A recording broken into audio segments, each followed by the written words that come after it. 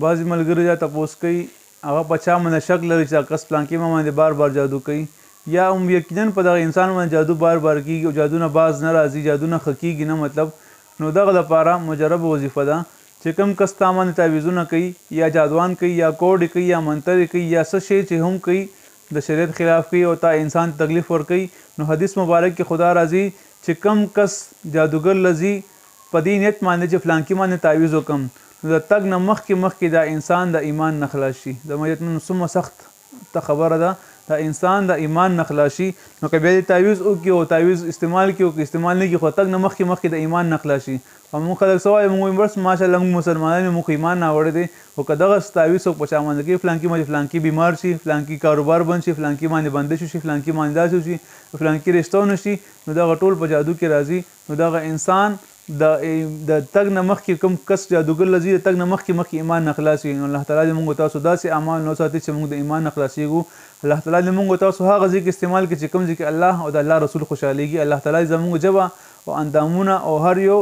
اندام د الله تعالی داسې ځای کې استعمال کړي چې کوم ځای کې الله خوشحالېږي نو زما یتمندو خبرې مقصد مې دا دی چې کوم کس باندې بار بار جادو کېږي او جادو دنه نه ختمېږي نو دغه کس دا وظیفه شروع کړي د کم کس په ده باندې جادو کوي جادو به ډایرکټ په هغه کس باندې الټه کېږي ده باندې به هېڅ قسمه اثر نه کوي چې کم کس څه قسمه جادو هغه بل انسان په ما باندې کوي او زه دا وظیفه کوم دا جادو ما باندې به نه کېږي دا جادو به الټه په هغه باندې اثر کوي په هغه باندې به الټه کېږي نو زه به الله رب عزت په برکت سره او فضل سره به زه دغه جادو نه امن کې شم هغه یو څو الفاظ دي دغه الفاظ سحر ماښام 313 بار ویل دي اول و اخر 11 بار درود شریف ویل دي دغه وظیفه شروع کړئ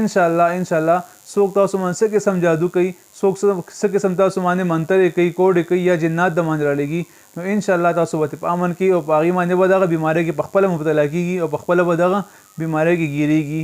دا موږ په دې نیت نه کوو چې مطلب موږ په ده باندې جادو کوو موږ خپل حفاظت دپاره به کوو چې خدایه به کوم بیماري مو باندې راځي مو څوک کي د په هغه باندې الټه کړي چې لږ سزا ورشي چې دغه څیز نه توبه وکړي او دغه څیز نه باز راشي نو وظیفه دا ده چې یا جبارو یا قهارو یا منتقمو یا مذلو یا مذلو او یا معیدو او یا ممیتو دا شپږ الفاظ دي دا شپږ الفاظ یو ځل بیا درته وایم تاسو